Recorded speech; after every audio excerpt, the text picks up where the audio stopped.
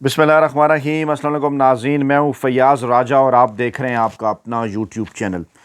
दोस्तों, सानिया जाफ़र एक्सप्रेस के बाद इस वक्त पाकिस्तान ज़ख्मी है, पाकिस्तान उदास है, मुहब्बे वतन पाकिस्तानियों के दिल खून के आंसू रो रहे हैं।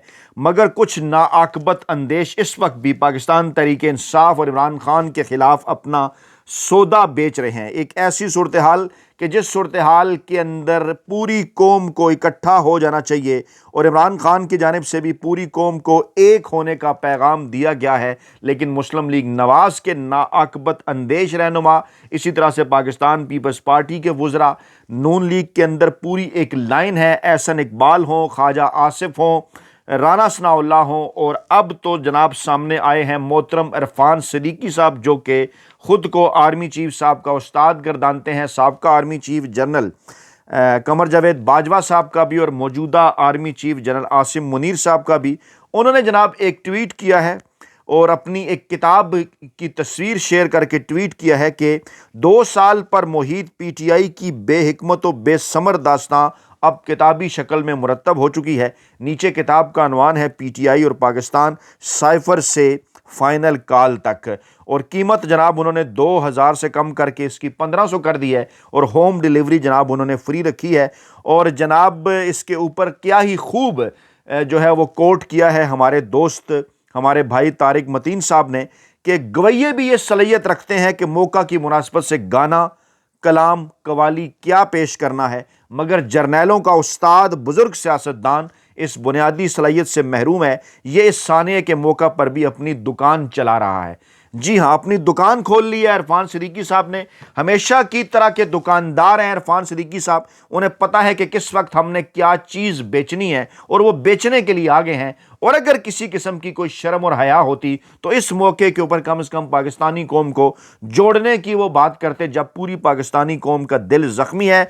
और किस तरह से वो हमेशा तमाम तर चीज़ों को बेचा करते हैं और उनके कैसे यार दोस्त ये बात करते हैं कि जनाब कैसे इरफान सिद्दीकी साहब जर्नैलों के हक में किताबें लिखकर मोटरसाइकिल से फिर गाड़ी तक पहुंचे थे। ये मेरे हाथ में उनकी किताब है, शहीद जहाद अफगानिस्तान जनरल अख्तर अब्दुल रहमान। फिर यार दोस्त कहते हैं ओ आज राजा, फिर आखिर कोई किताब चुकी हुई है, कोई पुरानी किताब चुक के आ गया।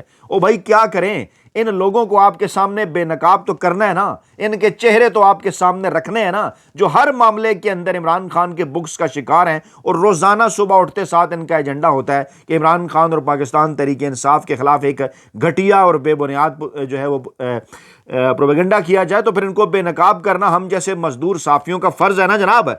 क्या कहा जा रहा है जाफर एक्सप्रेस के हवाले से? हैंडलर्स कहाँ बैठे हुए हैं? अफगानिस्तान के अंदर बैठे हैं ना, यही हमने कहा है। और फिर ये बात शुरू कहाँ से होती है? जाना पड़ेगा ना फिर 1970 के आखिर में, 1980 की दहाई के अंदर, जब हमने अफगानिस्तान के अंदर एक नाम नहाद जहाद शुरू किया था, जिसके पीछे पहले जुल्फी भुट्टो साहब थे, उस वक्त की इस्टेब्लिशमेंट थी, उसके बाद फिर जनरल ज़ियाउल हक थे, और उसके बाद फिर इरफान सिद्दीकी साहिबान जैसे लिखारी थे, जिन्होंने पाकिस्तान के अंदर दहशतगर्दी की जंग को भड़कार कर आज यहाँ तक पहुँचा दिया है। और एक तरफ पहले KPK के अंदर कहा जाता था कि ये दहशतगर्दी जनाब मजहबी शिद्दत पसंदी के हवाले से है, तालिबान, और दूसरी जानिब बलूचिस्तान में कहा जाता था कि ये जनाब कौम परस्ती के हवाले से है, बलोच कौम परस्त। आज इनकी जड़ें भी आपस में मिल गई हैं, वहाँ पर भी खुद को हमले फ़दायीन इस किस्म की चीज़ें आ गई हैं, उनकी जड़ें भी अफगानिस्तान जा पहुँची हैं। तो कोई तो मामला होगा ना, कि क्या ऐसा मामला है कि जिसके ऊपर ये ज़ख्म हमारे भरने का नाम ही नहीं ले रहे। तो ये हैं वो जिन्होंने एक पूरी नस्ल बर्बाद की है इस मुल्क की, ये इरफान सिद्दीकी साहिबान जैसे लोग, जो किताब का इक़्तिबास यहाँ से शुरू करते हैं, अफ़गान शहीदों के नाम अफगानिस्तान के उफ़क़ से फूटती रोशनी और इस तरह के बेशुमार चीज़ें इन्होंने आगे लिखी कि उसके नाम। और जनाब लिखते हैं कि अब आलमी सतह और पाकिस्तान पर में भी ये हकीकत तस्लीम की जा चुकी है कि जनरल ज़ियाउल हक शहीद के मिशन की तकमील जिस मर्द जरी के हाथों हुई, उसका नाम जनरल अख्तर अब्दुल रहमान था। ये इस किस्म की किताबें लिखते रहे हैं, पाकिस्तान की नौजवान नस्ल के लिए भरी पड़ी हैं। मैंने कुछ चीज़ें हाईलाइट्स की हैं, वो मैं आपके सामने रखूँगा। और आज पाकिस्तान के तमाम तर जो मसाइल हैं उसका ये ज़िम्मेदार करार देते हैं इमरान खान को। और क्या लिखते हैं? कहते हैं अख्तर अब्दुल रहमान अक्सर कहा करते थे कि हिंदू ने जिस शख्स से दुश्मनी करनी हो वो उसके बच्चों को ख़राब कर देता है। और आगे चल कर लिखते हैं कि अयारी और मक्कारी, फरेबकारी और रियाकारी, झूठ, दगा भारत की पॉलिसी का जुज़्व है और आज तक तस्लीम नहीं किया। और जो लोग भारत के नफ्सियाती रोग से वाकिफ़ नहीं हैं वो सादा लही से इसे दोस्त बनाने की कोशिश करते हैं। कौन? नवाज शरीफ, आप तो कह रहे हैं कि सादा लोग हैं और आप तो ये कहते हैं कि जो समझते नहीं है दगाबाज भारत को दोस्त बनाते हैं। हमारी राय छोड़ें, हमारी राय इस मामले में क्या है? अरफान सिद्दीकी साहब, हम आपकी राय जानना चाहते हैं कि ये राय क्या आज भी आपकी है? नवाज शरीफ साहब की राय तो कुछ और है, वो तो भारत के साथ दोस्ती का परचम बुलंद किए हुए हैं और आप यहाँ पर कुछ और बात कर रहे हैं। किसने आपसे ये जुमले लिखवाए थे? ज़रा सच सच बताइए, इसके पीछे कौन सा ऐसा लालच था, कौन सी ऐसी चीज़ थी जो आपको इस जगह पर लेकर गई? और कहते हैं बिलाशुबा जनरल अख्तर अब्दुल रहमान का नाम कुरून उला के अजीम मुस्लिम जर्नैलों की सफ़ में लिखा जाएगा और वो अहद हाज़िर की अस्करी तारीख की इंतहाई कदावर शख्सियात करार पाएंगे। कहाँ लिखा जा रहा है आज उनका नाम? क्या रियासत आज ये तस्लीम करती है? क्या रियासत आज इस चीज़ को ओन करती है कि जनाब हमने 1980 की दहाई में जो कुछ किया अफगानिस्तान के अंदर, अमेरिका की जंग लड़कर उसको अफगान जहाद करार देकर, रूस के गर्म पानी और पता नहीं क्या कुछ इस किस्म की थ्योरियाँ बेचकर, इरफान सिद्दीकी साहबान जैसे दानश्वरों से इस किस्म की किताबें लिखाकर आज जिस जगह पर पाकिस्तान पहुँचा हुआ है, क्या इरफान सिद्दीकी उसके ज़िम्मेदार नहीं है? और आगे चलकर वो कहते हैं कि जनाब कि ISI का इदारा नया नहीं है और ये 1948 में काम जो है वो कायम हुआ, लेकिन इसका रोशन बाब जो है उसका उन्वान जनरल अख्तर अब्दुल रहमान है। और फिर जनाब आगे चलकर उन्होंने जनाब इस किस्म की बेशुमार चीज़ें, इस किस्म के बेशुमार पहलू जनाब उन्होंने लिखे। उन्होंने कहा जनाब कि जो सबसे नुमायाँ काम है इनका वो जहाद अफगानिस्तान है और जनाब जनरल अख्तर अब्दुल रहमान की अस्करी ज़िंदगी का सबसे बड़ा, सबसे नुमायाँ पहलू है शायद कुदरत इस जरी मुजाहिद को इसी नाजुक वक्त के लिए पाल रही थी। उसके दिल में इस्लाम और पाकिस्तान की गहरी मोहब्बत की आजमाइश का इससे बेहतर कोई मौका नहीं था। मगरबी उफक से एक ऐसी सुर्ख आंधी उठी जिसकी दहशत ने बड़े बड़ों को लरजा दिया। इसी किस्म की जुमलेबाजियां ये किया करते हैं। जहां जहां लफ्ज बाजी आता है ना, हमें चौंक जाना चाहिए। और ये जो जुमलेबाजी है ना, इरफान सिद्दीकी साहब ऐसी जुमलेबाजी करते हैं और कहते हैं इस आंधी का रुख मोड़ने के लिए वक्त ने जनरल मोहम्मद ज़ियाउल हक की मोमनाना बसीरत और मुजाहिदाना अज़म को आवाज़ दी। उन्होंने एक नई तारीख रकम करने का अहद किया और इस अहद की पासदारी के लिए उन्हें जनरल अख्तर अब्दुल रहमान जैसा रफ़ीक कार मिला जिसने अपनी तमाम तर अस्करी सलाहियतों को बुरेकार लाते हुए अहद हाज़िर का सबसे बड़ा मोजज़ा करार दे दिया। और अख्तर अब्दुल रहमान इसी किस्म का अजीब सिपाही था जिसे दुनिया मुजाहिद अफगानिस्तान के नाम से जानती है। और फिर आगे चलकर इसी किस्म की बातें कि जनरल अख्तर अब्दुल रहमान पाकिस्तान के अजीम हीरो की हैसियत से उभरेगा। उसके बाद ये तमाम लंबी चौड़ी सारी तारीफ़ें इससे ये भरी हुई हैं, ये तमाम तर चीज़ें। और चलते चलते फिर उसके बाद उनके बच्चों की तारीफ़ें और उसके बाद जनाब इस किस्म की बेशुमार जो है वो कहानियाँ अपनी तरफ से जनाब कि पीपल्स पार्टी जानती थी, पीपल्स पार्टी जानती थी कि सदर जहाँ का ये मोतमद साथी और उनसे गहरी जो है वो हमांगी रखने वाला ये जर्नैल जिंदा रहा तो उनकी जगह ले सकता है, या कम से कम होते हुए उसके होते हुए पीपल्स पार्टी का इक़्तिदार आसान नहीं होगा और ना अफ़गान पॉलिसी में तब्दीली और भारत नवाजी का तसलसल। यानी ये इस किस्म की बातें कह रहे हैं कि ज़ियाउल हक ने अफ्तरोज़ा तकबीर में ये लिखा था, ये इसको प्रमोट कर रहे हैं कि जनाब ये जो कुछ किया है जनरल ज़ियाउल हक के साथ, जो कुछ हुआ 17 अगस्त 88 को और फिर बावलपुर का जो हादसा हुआ, इसके पीछे पीपल्स पार्टी है। और आज आप कहाँ पर खड़े हुए हैं पीपल्स पार्टी के साथ? फिर उन्होंने कहा सदर ज़िया और जनरल अख्तर के बेटे जवान हैं, वो चैन से नहीं बैठेंगे, उनकी रगों में मुजाहिदीन का खून है। उनके बाप ने पाकिस्तान की खातिर जहाद की जो है वो जहाद किया, कुर्बानी दी और उनकी जान भी चली जाएगी तो उन्हें खुशी होगी। इस किस्म की बातें ये एजाज़ुल हक और जनरल अख्तर अब्दुल रहमान के बेटों हुमायूं अख्तर खान के मुतालिक लिखते हैं। इस किस्म की तारीफ़ों से भरी हुई है जिनकी किताब। और उसके बाद फिर आगे चलकर कहते हैं कि 10 लाख से ज़्यादा अफराद ने ज़ियाउल हक शहीद के मज़ार पर हाज़िरी दी और साबित कर दिया कि वो आज भी शहीद के मिशन को बरहक समझते हैं और तकमील का अज़म रखते हैं। इस दिन अख्तर अब्दुल रहमान शहीद के मज़ार पर भी काफ़िले आते जाते रहे। और नीचे फिर वो लिखते हैं कि जनाब ज़ियाउल हक इस काफ़िले का सालार था और जनाब उसके जो रुफ़का थे वो तारीख़ के हीरो थे। इस किस्म की किताबें ये मोहतरम इरफान सिद्दीकी साहब किस मकसद के लिए लिखते रहे? कौन इनसे इस किस्म की किताबें लिखवाता रहा? आज क्या इस वक्त पाकिस्तान के तमाम तर हल्के ये बात नहीं कर रहे कि पाकिस्तान के अंदर आज ये जो दहशतगर्दी का फरीत है इसकी जड़ें कहाँ जाती हैं? इसकी जड़ें जाती हैं अफ़गान वार के अंदर। रूस जब अफ़गानिस्तान के अंदर आया, जब अमेरिका और सऊदी अरब ने मिलकर पाकिस्तान को एक गढ़ बनाया इस अमरीकी जंग का, जब पाकिस्तान के अंदर डॉलरों की बारिश हुई, जब पाकिस्तान के अंदर क्लाशनकोफ कल्चर आया, जब पाकिस्तान के अंदर हीरोइन आम हो गई, एक पूरी नस्ल को बर्बाद किया गया एक बाकायदा मनसूबाबंदी के तहत। और उसके बाद फिर जब पॉलिसी बदली अमेरिका की तो फिर कहा कि आप हमारे साथ हैं या उनके साथ, आपको पत्थर के दौर में पहुंचा देंगे। इस दोनों मौके के ऊपर क्या मौक़िफ़ था? عرفان صدیقی صاحب کا۔ عرفان صدیقی صاحب کہاں کھڑے ہوئے تھے؟